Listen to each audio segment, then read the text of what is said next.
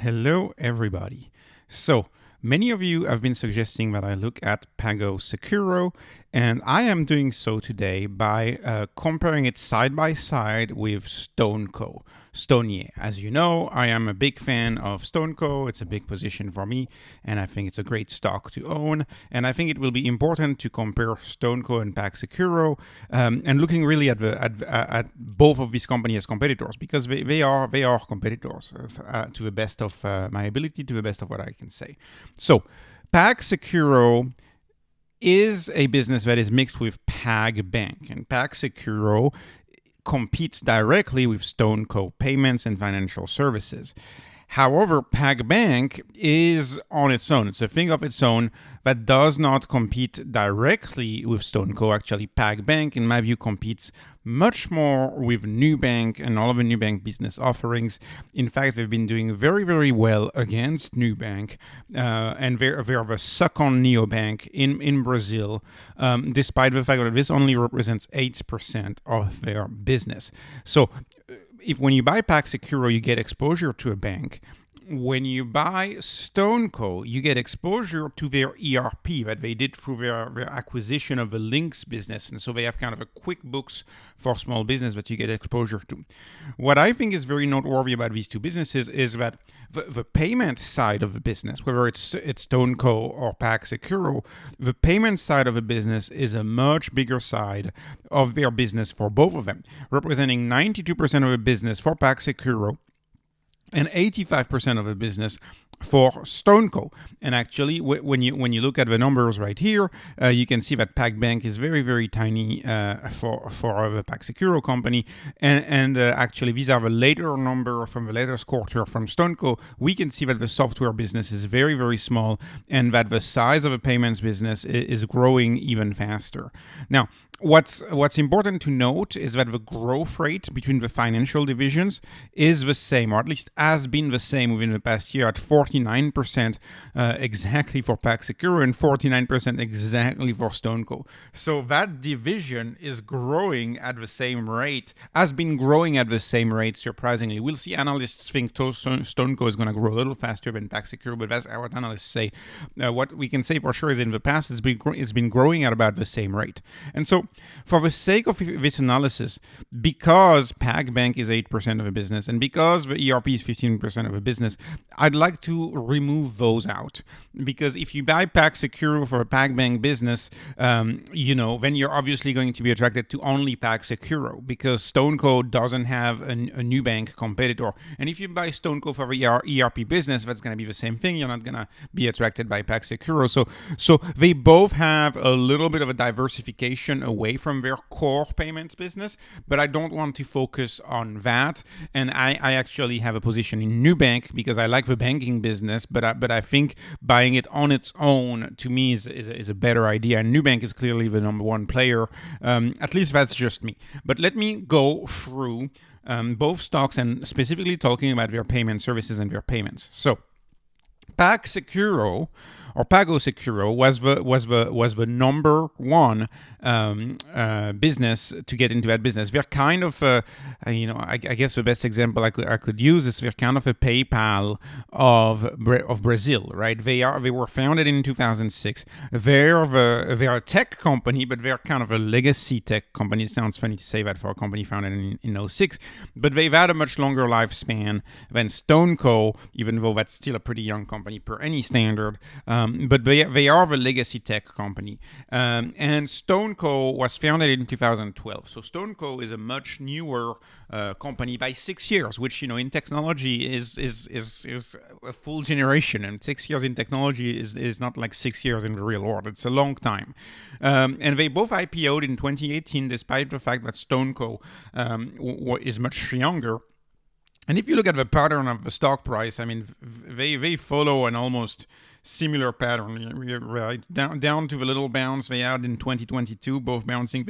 They have a very high correlation into how they trade.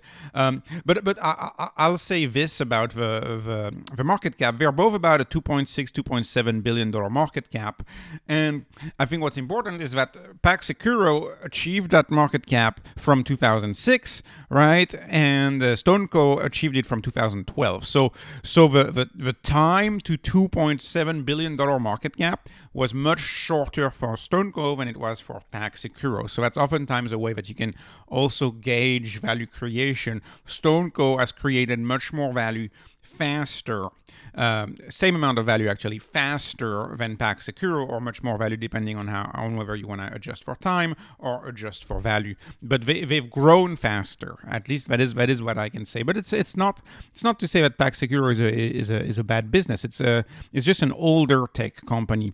And how big are they? Well, interestingly, since PagSeguro is the first, right, is the leader in this sector since they launched in 2006, they have a trailing 12-month TPV for 2002 or 354 billion reais. So that's quite a bit. And StoneCo has a run rate, not a trailing, and I use the latest data. StoneCo has a run rate TPV of 328 billion reais. So, but I use the run rate, and this is the trailing. So obviously, this number is higher for PagSeguro. Now, I haven't dug too deep into PagSeguro because that's not a stock that I follow on the channel. But I follow StoneCo, and I will tell you that StoneCo, it excludes PIX from that number, and StoneCo also excludes all of the transaction volume that comes from their Links acquisition, and so that number may be a little downplayed from StoneCo for that. I do not know whether PagSeguro includes PIX in those numbers or not. I would think that they take it out, in which case if they take it out, that would still be more, more bullish, or at least not bullish, but at least a show that PagSeguro is still bigger.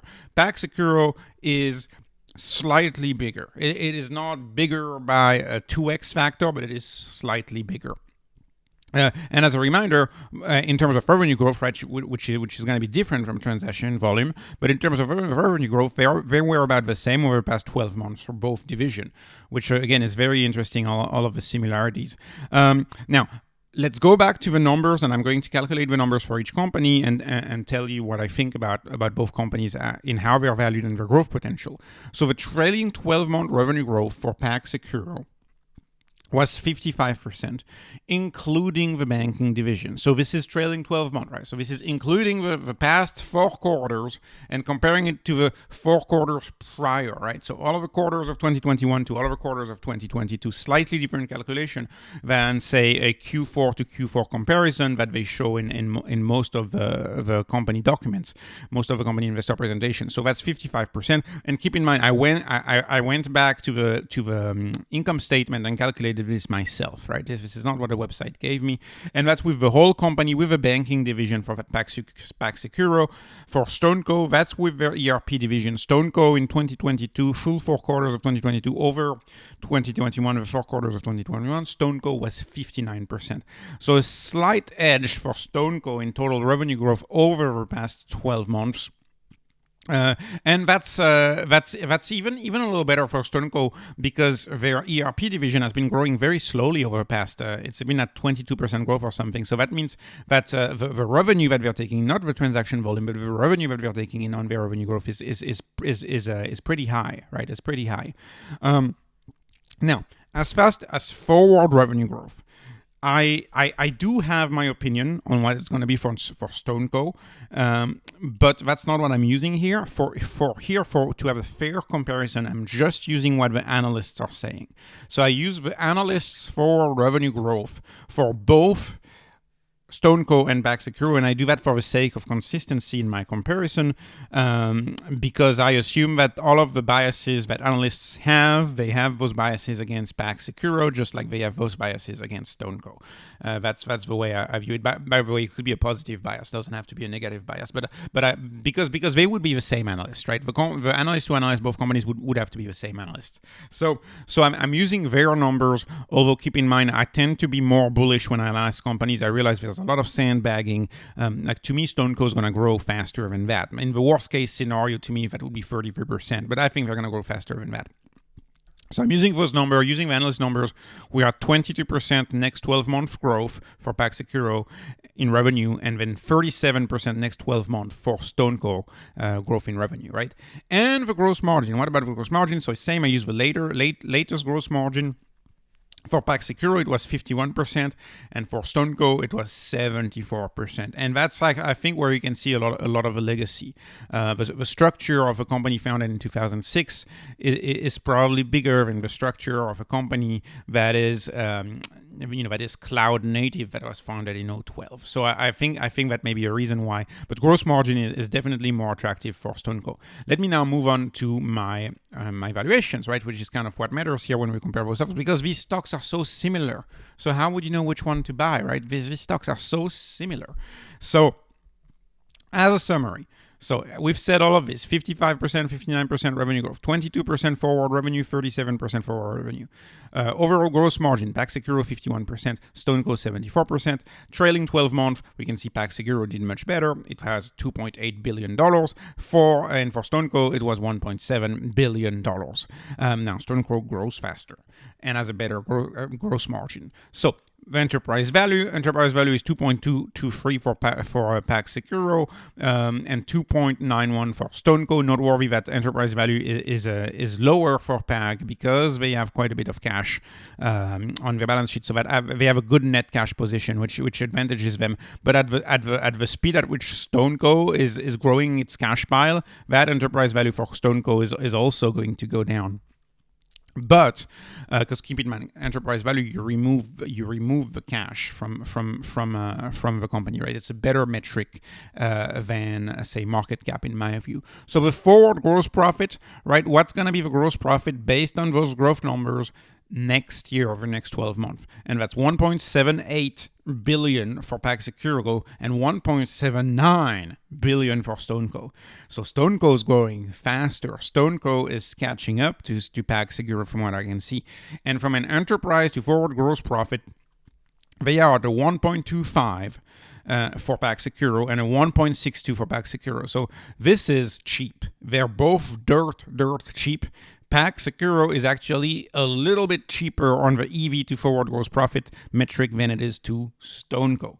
This is cheap, but you know that the metric that I care the most is how much are you paying for each percentage point of growth. How much are you paying for each percentage point of growth? And in this case, it is StoneCo that is slightly cheaper than PagSeguro. You're paying slightly less for that growth at StoneCo at 37% forward revenue growth, slightly less that you are paying in PagSeguro. But in my spreadsheet, my most undervalued hypergrowth stock spreadsheet, in that spreadsheet, StoneCo would be the first cheapest, and PagSeguro would be the second cheapest.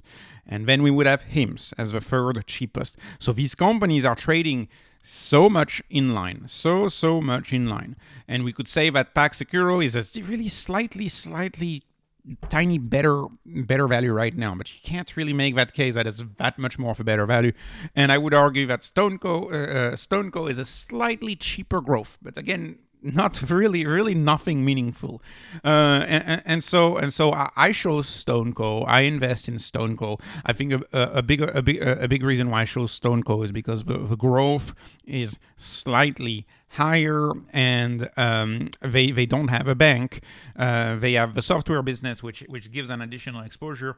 Because PagSeguro as a bank, I'm a shareholder of Nubank, right? I believe in Nubank. I think Nubank's a leader, and so it's kind of like I'd rather have my bank exposure with Nubank. So that's why I chose StoneCo over PagSeguro, but nobody could be faulted for choosing PagSeguro. In fact, you could make a good case that it would make sense to have 50% StoneCo, 50% PagSeguro. But I do believe that growth rate, that sustainable growth rate for StoneCo is higher.